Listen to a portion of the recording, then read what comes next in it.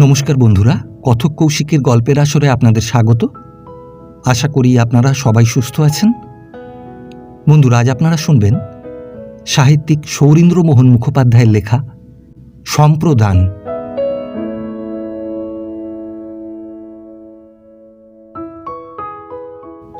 Debating ক্লাবে পণপ্রথার বিরুদ্ধে তীব্র ঝাঁঝে বক্তৃতা করে গৃহে ফিরে পৃথ্বী শুনল তার বিবাহের কথাবার্তা পাকা হয়ে গেছে। সীতানাথবাবু খুব বড় কোন এক ইংরেজ হাউসের মুৎসদ্দি, তাঁরই জ্যেষ্ঠা কন্যা পারুলবালার সঙ্গে বিবাহ। সীতানাথবাবু কাল সকালে সবান্ধবে তাকে আশীর্বাদ করতে আসবেন।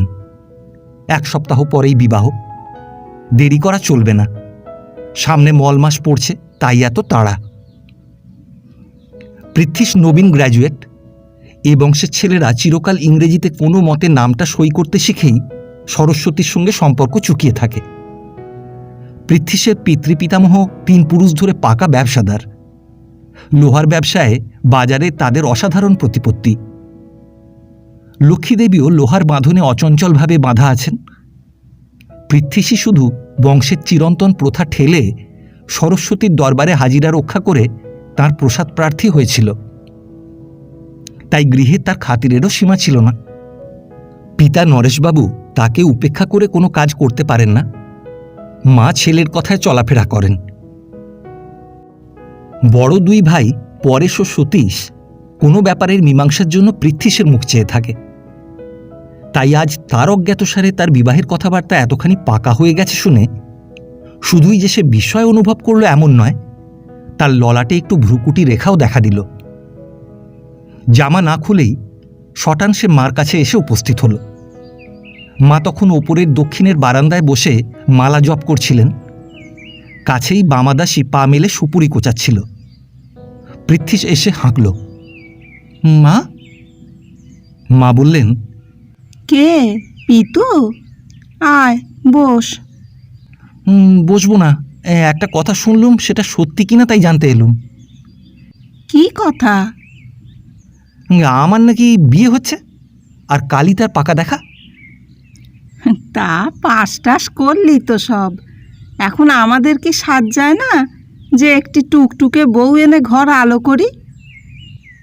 বামাদাসী জাতির মধ্যে একটা আস্ত সুপুরিকে বাগিয়ে ধরে আবদারের সুরে বলল, এই ছোট দাদাবাবুর বিয়েতে কিন্তু আমার সোনার হাত চাই মা।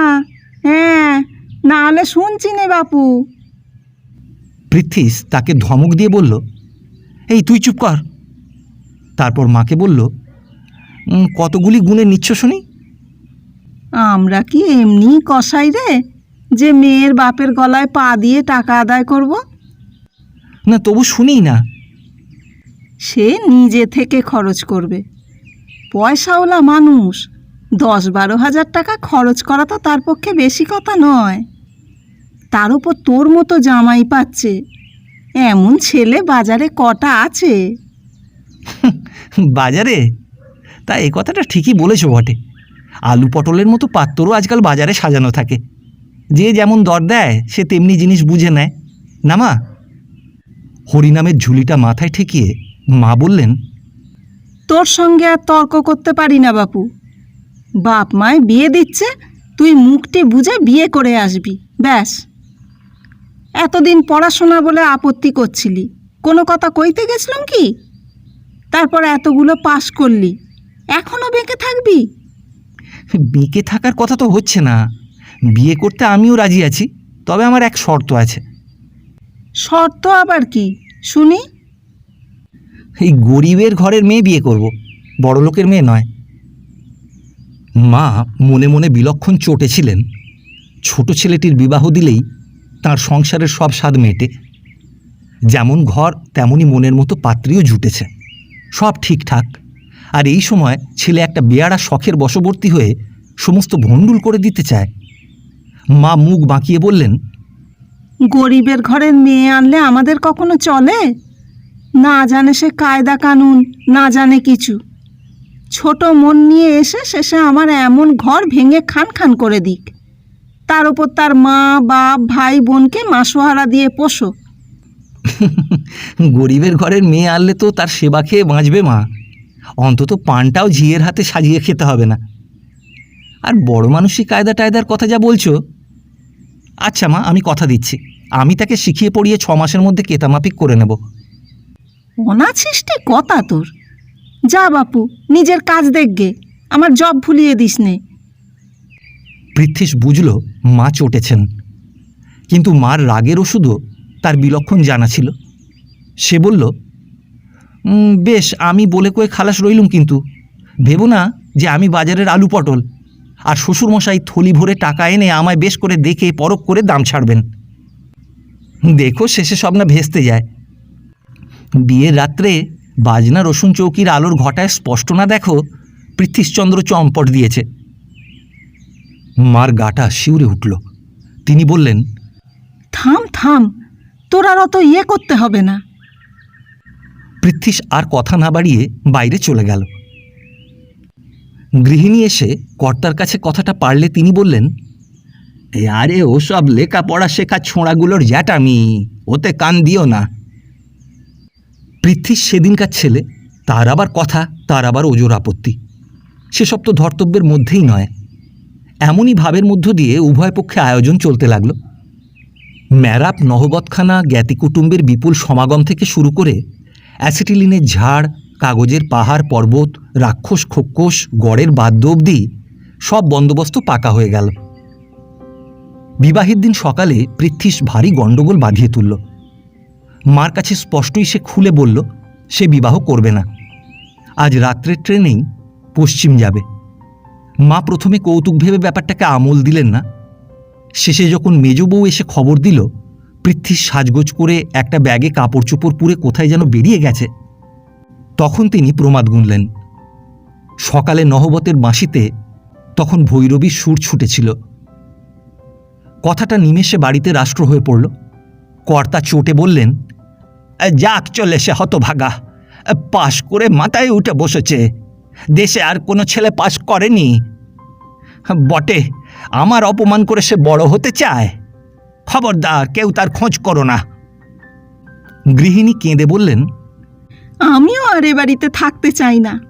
গাড়ি তৈরি করতে বলো, বিপিন এসেছে, ওর সঙ্গে আমি এখনই চাঁপাডাঙ্গা চলে যাব। বিপিন গৃহিণীর ভ্রাতুষ্পুত্র, চাঁপাডাঙ্গায় তার পিত্রালয়। বাড়িতে হুলস্থুল বেঁধে গেল।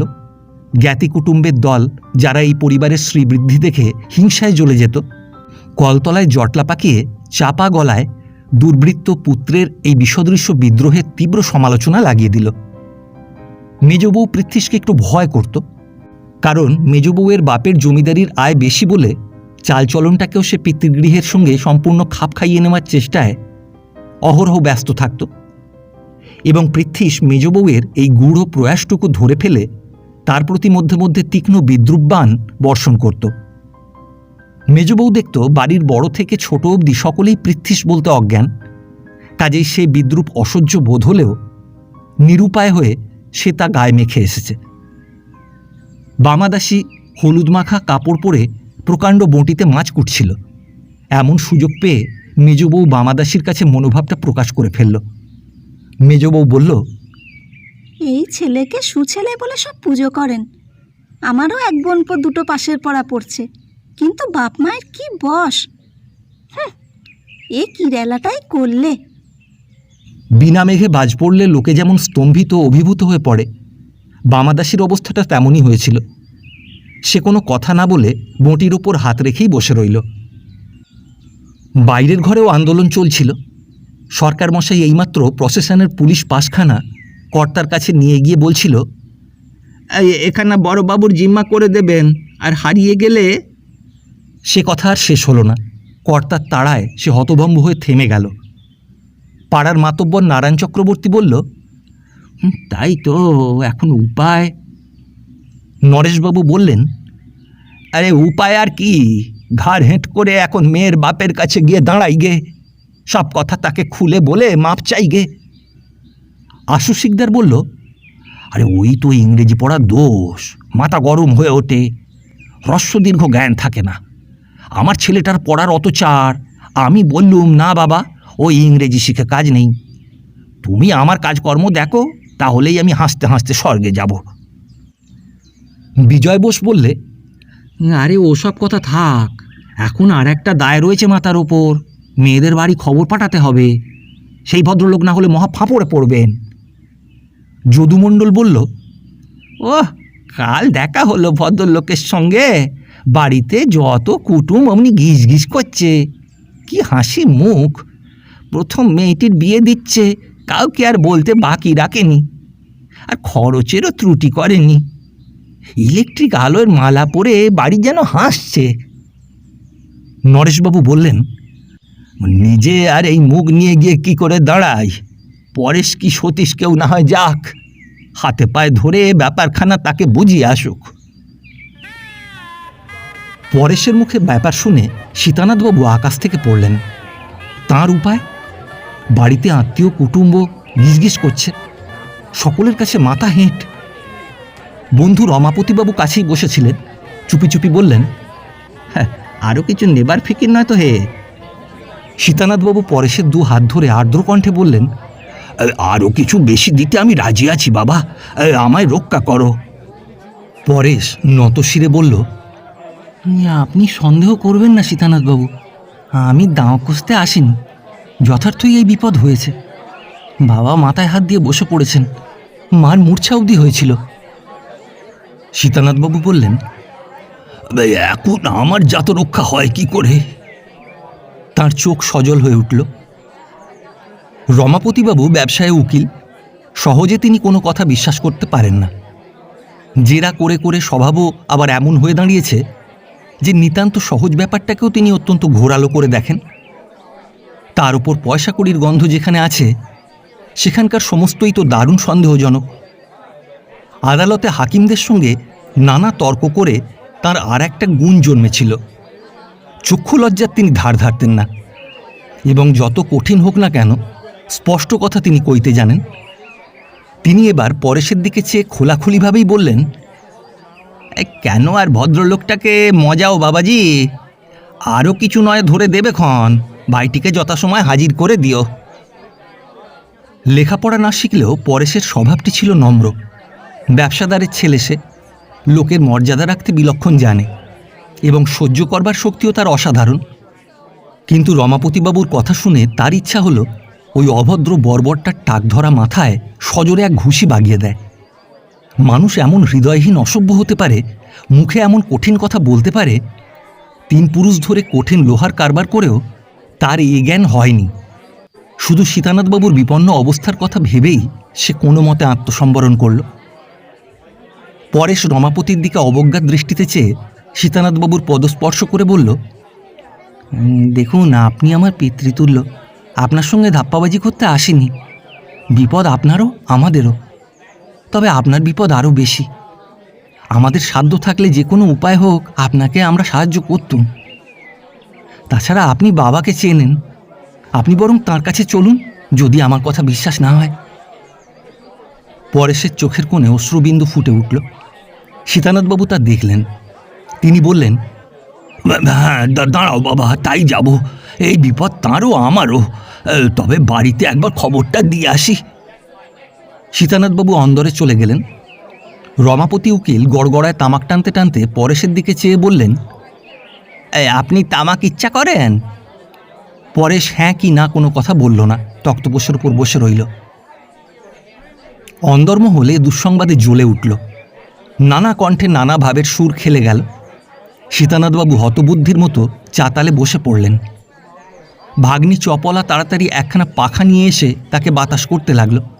শালিকা মনোরমা ব্যস্ত সমস্ত হয়ে দিদিকে ডেকে ভগ্নিপতিকে বলল, একটু দুধ এনে দি, খান দেখি। মনোরমার দিদি অর্থাৎ সীতানাথবাবুর স্ত্রী অন্নপূর্ণা তখন গরদের শাড়ি পরে অভ্যুদয়িক শ্রাদ্ধের আয়োজন করছিলেন।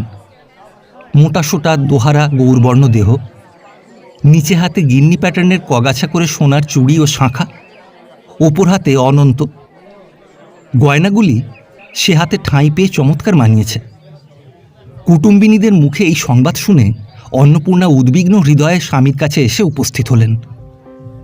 অন্নপূর্ণার স্বভাবটি খুব ধীর, বিপদে টলতে জানেন না।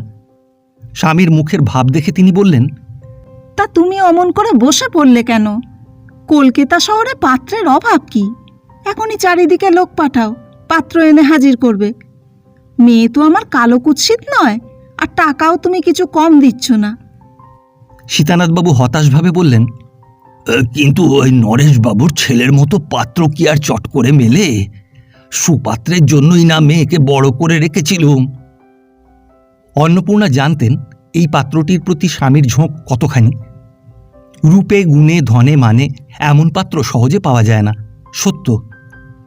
কালই রাত্রে উচ্ছ্বাসের মুখে স্বামী কতখানি আনন্দ প্রকাশ করেছিলেন।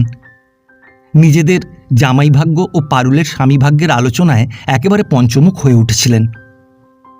ঘরবরের কথা শুনে তাঁরও প্রাণটা স্নেহে বাৎসল্যে ভরে উঠেছিল। কিন্তু ঘটনা যখন এমন দাঁড়িয়েছে তখন আর কেঁদে কি হবে? সত্যিই তো দেশে পাত্রের কিছু আকাল পড়েনি। ঠিক এটি না হলে ওর মতো তো মিলতে পারে। তবে সামনে এই মলমাস পড়ছে, 5 মাস আর বিবাহ হতে পারবে না, এই যা। তবুও স্বামীর কাতরতা ঘোচাবার জন্য তিনি বললেন, তা যাই বলো, যে ছেলে মা বাপের কথা অমান্য করে তার হাতে যে আমার পারুলকে পড়তে হলো না, এ ওর একটা ভাগ্যি। ও ছেলে তো দেখছি গোয়ার গোবিন্দ।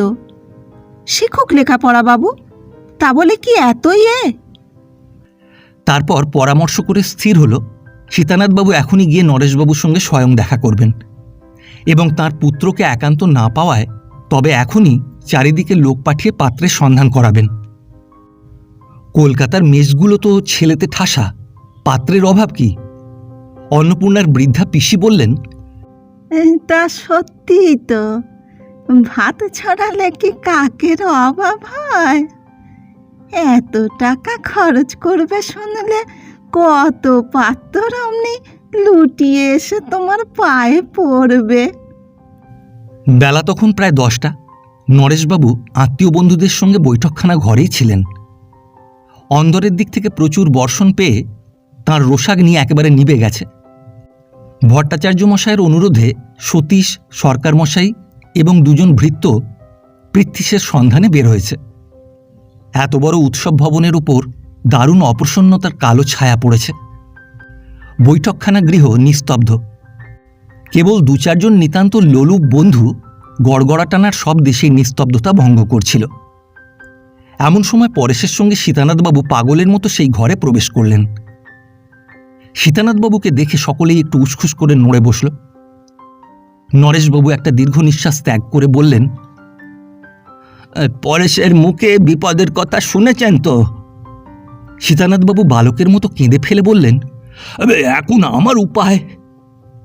হ্যাঁ, সেই কথাই ভাবছি, বলে নরেশবাবু বাইরের দিকে তাকালেন। তারপর বন্ধুর দলের আলোচনায় ছেলেদের ইংরেজি লেখাপড়া শেখানো, পণের মিটিং, খবরের কাগজ, কিছুরই নিন্দা বাদ পড়ল না। বিস্তর বাদানুবাদেও যখন কিনারার সন্ধান মিলল না, তখন সীতানাথবাবু কাতর কণ্ঠে বললেন, এখন আমার জাত রক্ষার উপায় করে দিন। আমার দূরদৃষ্ট এমন ঘর এমন বর তপস্যায় মেলে, তাই আমার মেয়ের বরাত, আমারও বরাত। নরেশবাবু এই সকল নিন্দাবাদে যোগ দেননি। তিনি বাস্তবিকই সীতানাথবাবুর জাতি রক্ষার উপায় খুঁজছিলেন। সহসা একটা কথা মনে পড়ল। তিনি বললেন, দেখুন, এই আমারই এক জ্ঞাতি ভাই আছে লক্ষ্মীকান্ত, অগাধ পয়সা। তার এক ছেলে আছে উমাকান্ত। তা ছেলেটি মন্দ নয়, সেটির জন্য দেখলে হয় না। সীতানাথবাবু অকুলে কুল পেলেন। তিনি বললেন, তবে উঠে পড়ুন, আমার গাড়ি আছে, তাকে ধরে যেমন করে পারেন আমায় উদ্ধার করে দিন। আজ পাত্রের ঠিক না করে আমি বাড়ি ফিরব না, এই প্রতিজ্ঞা নিয়েই বেরিয়েছি। পাত্র পাই ভালো, আর না পাই তো যেদিকে 2 চোখ যায় চলে যাব। এত জ্ঞাত কুটুম্বের মধ্যে মাথা হেঁট। একে তো মেয়ে বড় করে রেখেছি বলে 5 জন 5 কথা শুনে আসছে, তার উপর এই বিভ্রাট। নরেশবাবু একখানা চাদর গায়ে ফেলে সীতানাথবাবুর সঙ্গে জ্ঞাতি লক্ষ্মীকান্তর গৃহে উপস্থিত হলেন। মোটা থামওয়ালা বাড়ি, লোকজনের অপ্রতুল নেই। বাইরের ঘরে কালো মোটা এক ভদ্রলোক শুয়েছিলেন।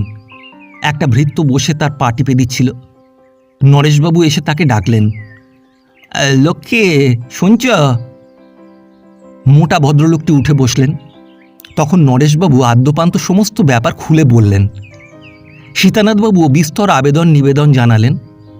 শুনে ভারী দাঁও মিলেছে ভেবে লক্ষ্মীকান্ত বলল, হ্যাঁ তাই তো মশাই, মশাই রে, দায় আমার দেখা তো খুবই উচিত, স্বীকার করি, কিন্তু এদিকে যে এক বিপদ হয়েছে।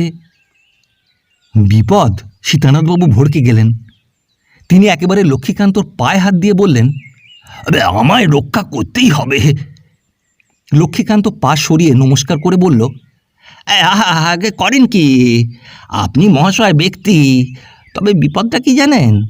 এই উমাকান্তর বিস্তর সম্বন্ধ আসছিল, ওই তার মধ্যে টিকুলির জমিদাররা শেষ কথা দিয়ে গেছে, তারা সব শুদ্ধ 25,000 দেবে এই তো বলে পাঠিয়েছে।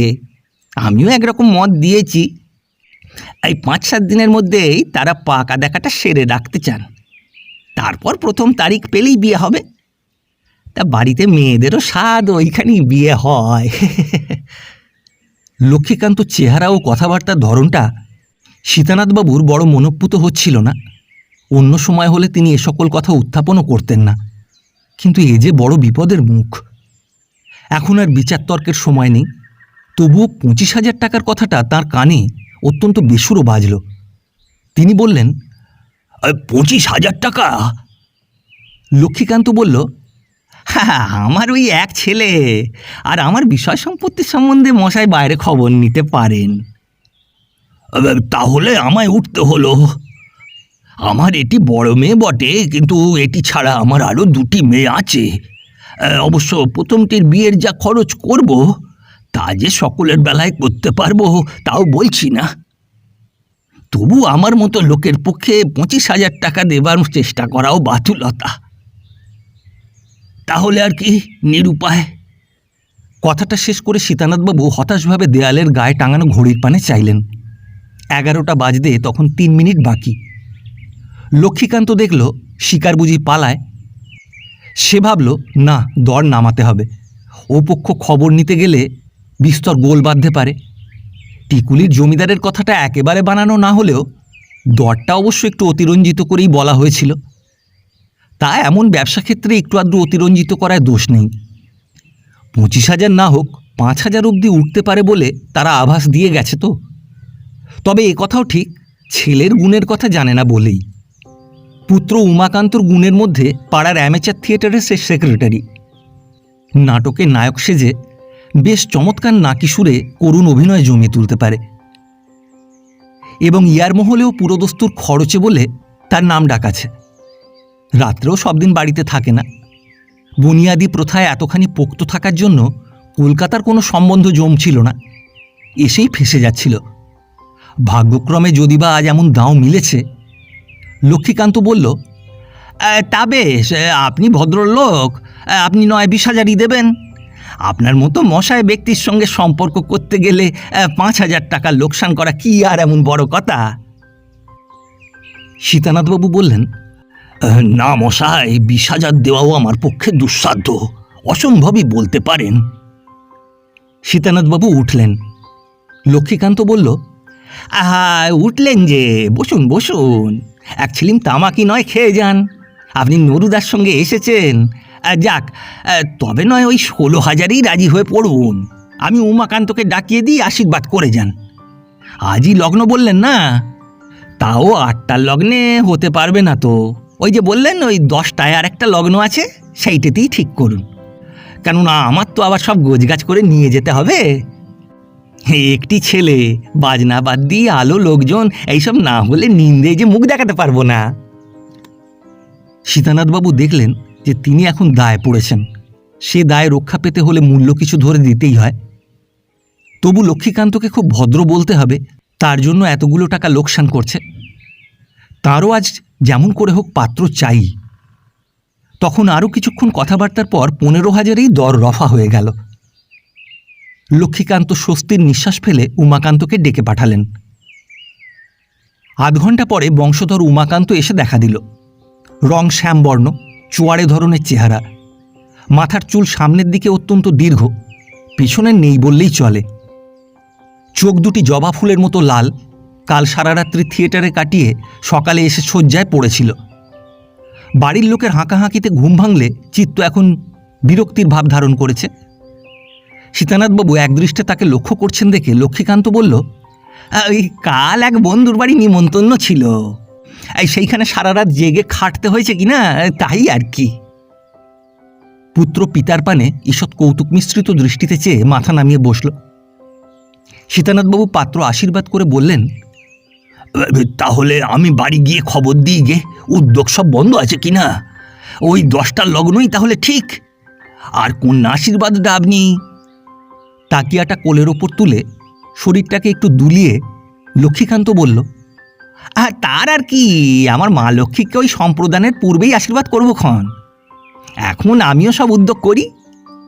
বলেন কি, নালিশ করতে গেলেও লোকে 24 ঘন্টা নোটিশ দেয়, আর 8-10 ঘন্টার নোটিশে বিয়ে। লক্ষ্মীকান্ত গলা ছেড়ে হেসে উঠল। লক্ষ্মীকান্তর হাসির সুরটা সীতানাথবাবুর প্রাণে বাজের মতোই বাজল। তিনি তাকে নমস্কার করে বিদায় নিলেন। বেলা তখন পড়ে এসেছে।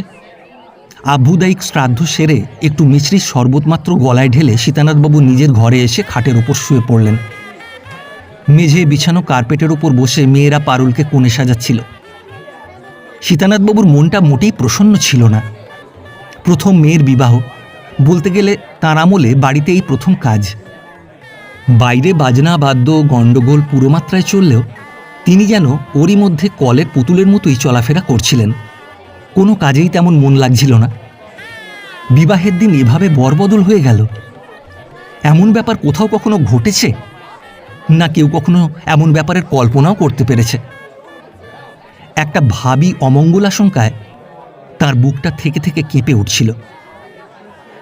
সহসা তিনি পারুলের পানে চাইলেন। তার মনে হলো পারুলের চোখ দুটিতে যেন আজ তার সেই স্বাভাবিক দীপ্তিটুকু আর নেই। মুখেও কেমন বিষণ্ণতার ছায়া পড়েছে। কই, কাল তো অমুক অমন ছিল না, চমৎকার দেখাচ্ছিল। একটা তীব্র বেদনায় তার মনটা টনটন করে উঠল।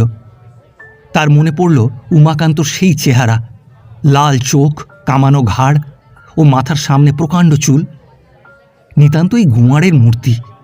হায়, এমন সোনার কমল মেয়েকে তিনি শেষে কিনা একটা বানরের হাতে সঁপে দিচ্ছেন। না হয় আরও 5 মাস অপেক্ষা করতেন, না হয় লোকে দুষ্ট। তবু মেয়েটার তো এভাবে সর্বনাশ হতো না। ঝোঁকের মাথায় তখনই এভাবে পাত্র খুঁজতে বেরিয়েই তো এমন বিভ্রাট ঘটল। হায় হায়, মেয়েটার কি দুর্দশাই না তিনি করলেন। অমনি আবার মনে হলো, মিথ্যা আর এসব ভেবে কি হবে, ভবিতব্য। ওই উমাকান্তই যে পারুলের বর, নইলে এত পাত্রের মধ্যে ঘটকেরা কই কোনোদিন তার কোনো সংবাদ নিয়ে আসেনি তো। আর আজ এমন ভালো পাত্র ঠিক থাকলেও হাতছাড়া হয়ে গেল, এবং ঘটনাচক্র শেষে কোথায় এসে দাঁড়ালো।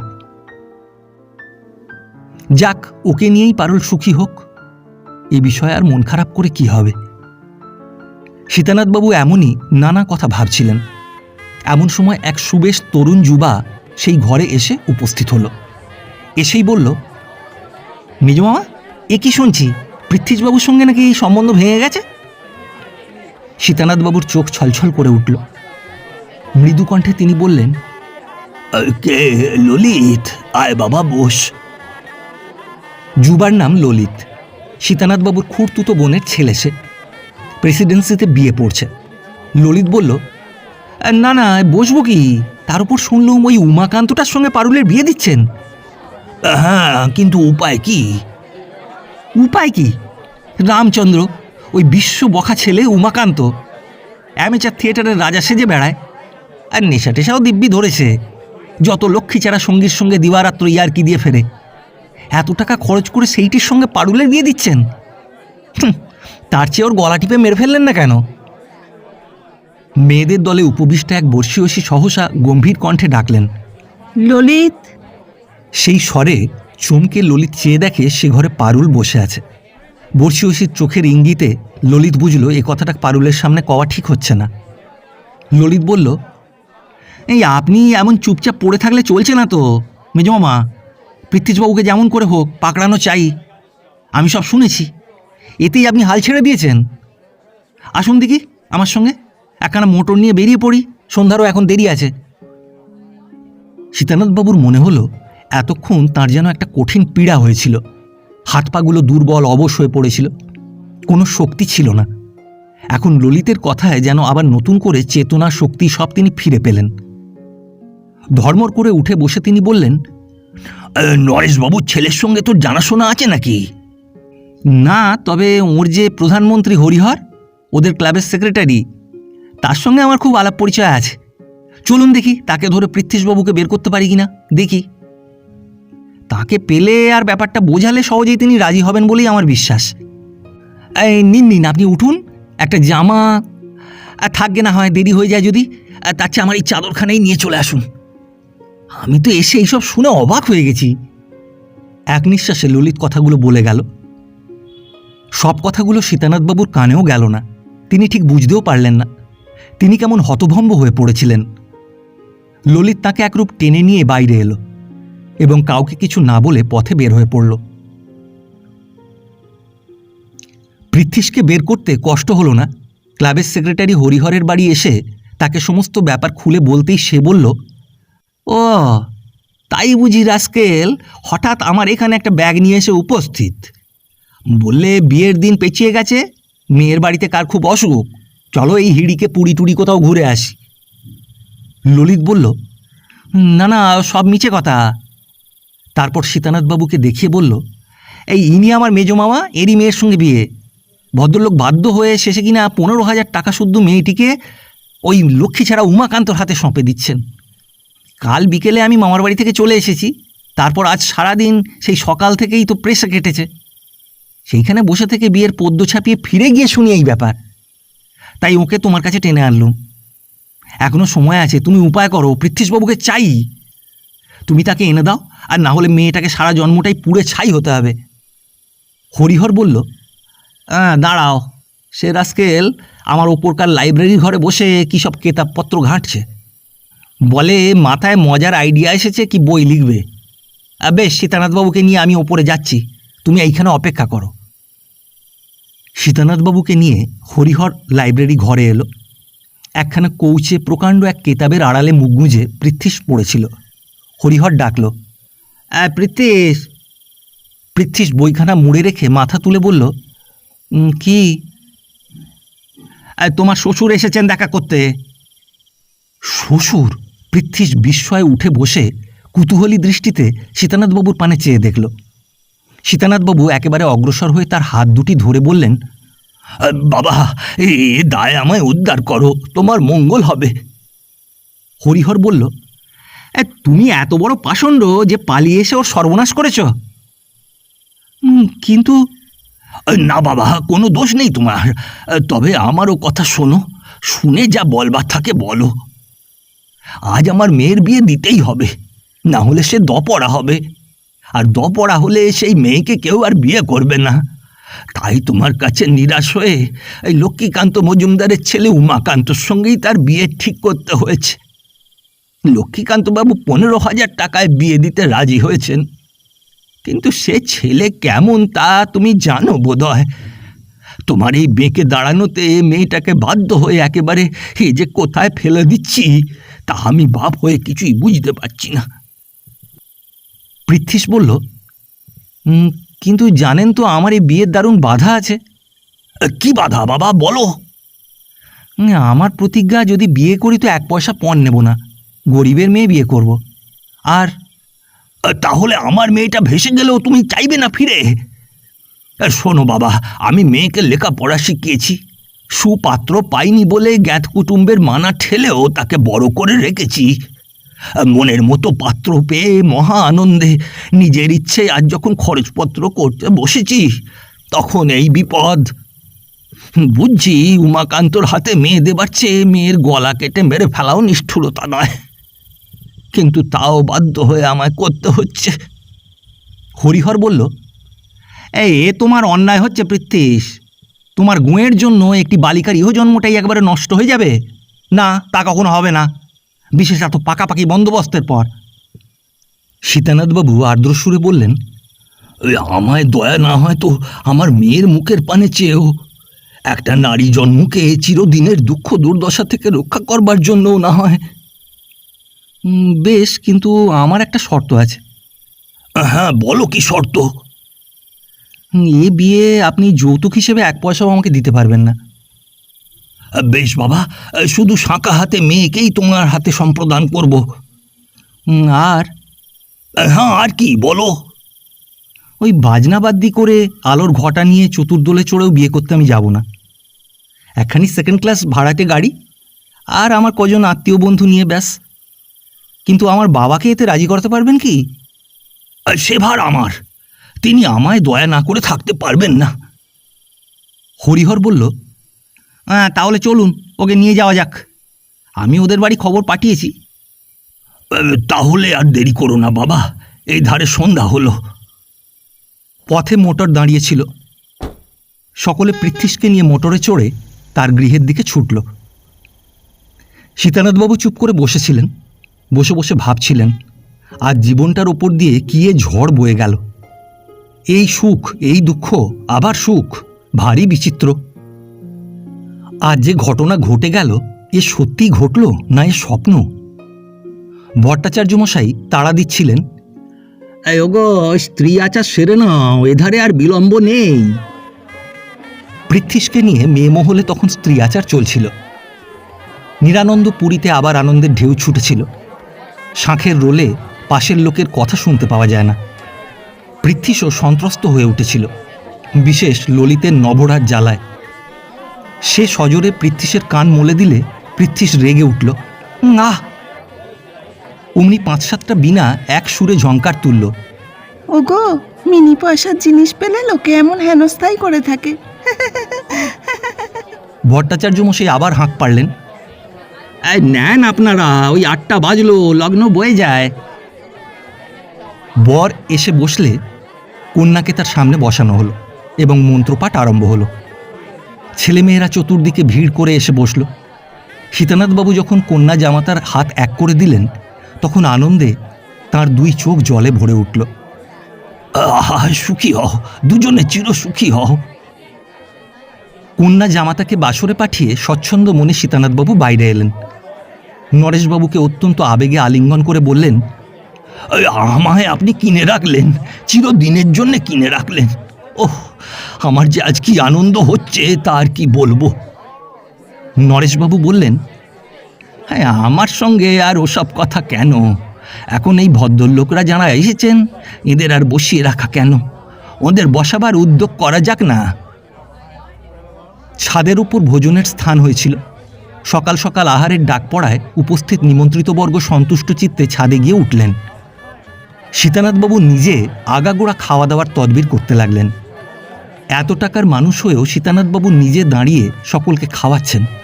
কোনো দিকে এতটুকু না ত্রুটি হয় সে বিষয়ে এমন লক্ষ্য দেখে নিমন্ত্রিতের দল চমৎকৃত হয়ে গেল।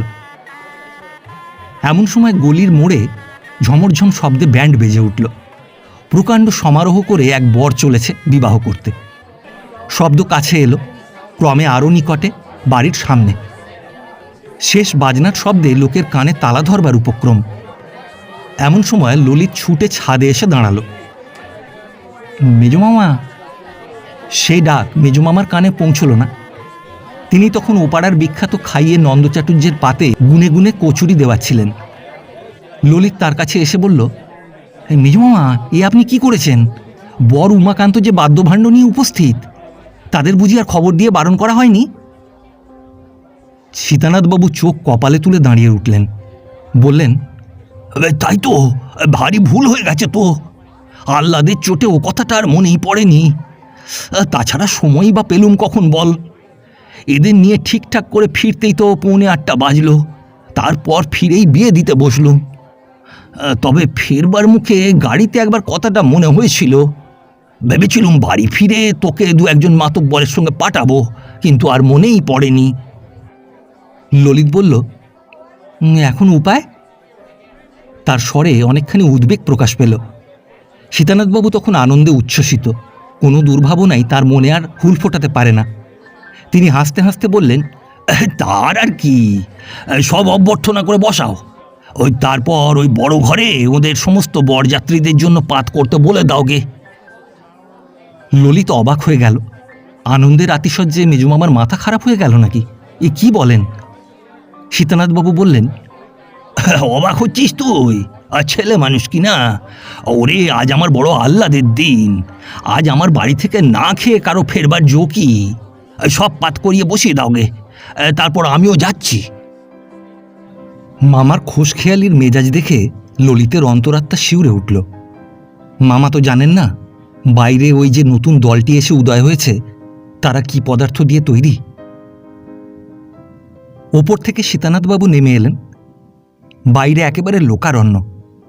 দরদালান ও হলঘরে বরযাত্রীর বেজায় ভিড়। লক্ষ্মীকান্তকে দেখে তিনি হেসে নমস্কার করলেন, বললেন, এই যে বসুন, তামাক টামাক পেয়েছেন তো ঠিক? লক্ষ্মীকান্ত কোনো জবাব দিল না। ঝড়ের পূর্বে বিশ্ব প্রকৃতির অন্তরটা ভিতরে ভিতরে যেমন ফুলতে থাকে, বাইরে শান্তমূর্তি, লক্ষ্মীকান্তর ভাবখানাও ঠিক সেই রূপ দাঁড়িয়েছিল। বর উমাকান্ত একখানা কৌচে বসেছিল, গায়ে লাল ভেলভেটের ওপর জরির কাজ করা চাপকান, পরিধানে যাত্রার রাজার মতো লাল ভেলভেটের হাফ প্যান্ট, হাঁটুর নিচে সে প্যান্টের প্রান্তভাগটুকু গুটোনো মতো, মাথায় জড়ি দেওয়া লাল ভেলভেটের পাগড়ি, সামনে সাদা একটা পালক খাড়া দাঁড়িয়ে বায়ুস্পর্শে মৃদু দুলছে। সীতানাথবাবু বললেন, ওই জায়গা হচ্ছে, এখনই সব বসিয়ে দেব। ততক্ষণ ওরে পান নিয়ে আয় না রে, পান, মিঠে পান, দোনা দোনা, আর কতকগুলো হুঁকো বেশি করে আন, আর তামাক। লক্ষ্মীকান্তর পাশে তারই এক সম্বন্ধী দাঁড়িয়েছিল, মুখে খোঁচা খোঁচা দাড়ি। তাড়াতাড়ি বরযাত্রী আসতে হয়েছে বলে কামাবার আর সময় পায়নি।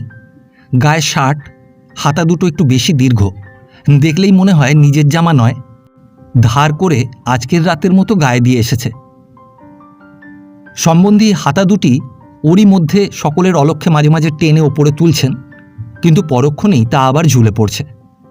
ভেতরে বরযাত্রীর দল নানাবিধ কলরব করছে। লক্ষ্মীকান্তর ইঙ্গিতে তার সম্বন্ধী অর্থাৎ উমাকান্তর মাতুল বলল, বসতে তো বলছেন, কিন্তু এধারে কি সব শুনছি? সে কথা কানে না তুলে সীতানাথবাবু বললেন, ব্যস্ত হচ্ছেন কেন? ওরে, জায়গা হলো। লক্ষ্মীকান্ত গর্জন করে উঠল, এই আসল কাজটা। মুখের কথা লুফে নিয়ে মাতুল বলল, হ্যাঁ, তার সঙ্গে খোঁজ নেই। বাড়িতে পুরে অপমান করবার জন্যই কি ওবেলা পায়ে ধরতে যাওয়া হয়েছিল? জোচ্চুরির আর জায়গা পাননি। মাতুল ক্রোধে গর্জাতে লাগল। রাগ করছেন কেন? মুখে কিছু দিন আগে, তারপর কথাবার্তা হবে ক্ষণ। লক্ষ্মীকান্ত বলল, আমরা নিমন্ত্রণ খেতে আসিনি তো এখানে। মাতুল জেদ টানল, হ্যাঁ, আমাদের লুচির লোক দেখানো হচ্ছে নাকি? দুখানা লুচি ভাজিয়ে খাবার সামর্থ্য আমাদের আছে। সীতানাথবাবু অপ্রতিভভাবে বললেন, আগে তা কেন, তবে একটু মিষ্টিমুখ না করিয়ে কি ছাড়তে পারি? লক্ষ্মীকান্ত গম্ভীর স্বরে বলল, সীতানাথবাবু, এই চালাকি রাখুন। মাতুল বলল, পাজি ছোট লোক কোথাকার। বরযাত্রীদের মধ্যে একজন বলল, লোকটা পাগল নাকি? লক্ষ্মীকান্ত বুক ফুলিয়ে বলল, জানেন আমি লক্ষ্মীকান্ত মজুমদার? আগে তার জানি নে। হ্যাঁ, তবে চালাকি করবেন না, সম্প্রদান করুন। সম্প্রদান তো আর হবার জো নেই, সে যে হয়ে গেছে। তা জানি নে, সম্প্রদান হওয়া চাই। হওয়া চাই? হ্যাঁ। সীতানাথ একটু গম্ভীর হয়ে গেলেন। এত গালাগালিতে আজ তার একটুও রাগ হচ্ছিল না। তার চোখে আজ সমস্তই বেশ সহজ সরল বলে ঠেকছিল। খানিকক্ষণ চুপ করে থেকে তিনি ললিতকে ডেকে বললেন, ললিত, এই চাবি নিয়ে উত্তরের ওই ঘরটা খোলো তো বাবা। ললিত উত্তরের ঘর খুলল। পারুলের সম্প্রদানের জন্য সীতানাথবাবু এই ঘরটি সাজিয়ে রেখেছিলেন। স্তরে স্তরে দানের নানা সামগ্রী সাজানো, কেমন সুন্দর সব আসবাব, খাট, বিছানা, টেবিল, চেয়ার, কত বহুমূল্য গহনা, আরও কত কি। তাঁর ইচ্ছা ছিল এই ঘরে বসে এই সমস্ত সামগ্রী ও অলঙ্কারের সঙ্গে তিনি কন্যা সম্প্রদান করবেন, কিন্তু পৃথ্বীশের ধনুর্ভঙ্গ পণের জন্যই এই ঘর বন্ধ রেখে দক্ষিণের একটা ফাঁকা ঘরেই কন্যা সম্প্রদান করতে হয়েছে। সীতানাথবাবু সেই ঘরে ঢুকে বললেন, লক্ষ্মীকান্ত বাবু আসুন। লক্ষ্মীকান্তর বুকটা একবার ছাঁত করে উঠল। ঘরে পুরে প্রহার দেবে নাকি? শুভ বিবাহের ইতিহাসে এমন ঘটনার অভাব নেই, কিন্তু যখন দেখল ঘরে মাত্র সীতানাথ একা, তখন সে সাহস করে দল বেঁধে প্রবেশ করল। সীতানাথ বললেন, বরকে বসতে বলুন। একখানা আসন পাতা ছিল, উমাকান্ত এসে তার উপর বসল। সীতানাথ পাশের ঘরে প্রবেশ করলেন। লক্ষ্মীকান্তর কানে কানে মামা বলল, বোধহয় মেজ মেয়েকে সম্প্রদান করবার মতলব করেছে, তা মন্দ কি, কি বলো? লক্ষ্মীকান্তর মুখ বিজয়গর্বে উৎফুল্ল হয়ে উঠল। সীতানাথ পাশের ঘর থেকে প্রকাণ্ড একটা থলি বয়ে এনে বরের সামনে রাখল। ঝনাত করে শব্দ হলো, এই সম্প্রদানের বাকি ছিল এইটে, আসুন শুভ কার্য সম্পন্ন করি। বলে সেই থলিটায় হাত রেখে সীতানাথ বরের পাশে বসে পড়লেন।